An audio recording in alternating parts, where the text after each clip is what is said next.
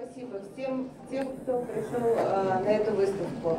Для галереи этот проект очень личностный, потому что это коллекция моего партнера, часть коллекции моего партнера, это любимый художник моего партнера.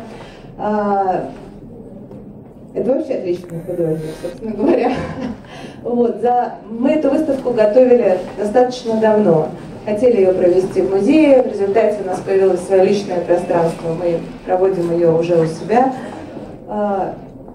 Очень долго вынашивали этот проект. Я хочу сказать огромное спасибо семье художника Анне Моисеевне, которая нам очень помогала, готовила с нами эту выставку, потому что нам очень хотелось сделать ее интересной. Показать не просто хаотичные картинки, а показать какие-то периоды, показать, какой это был не только замечательный художник, но еще очень интересный человек.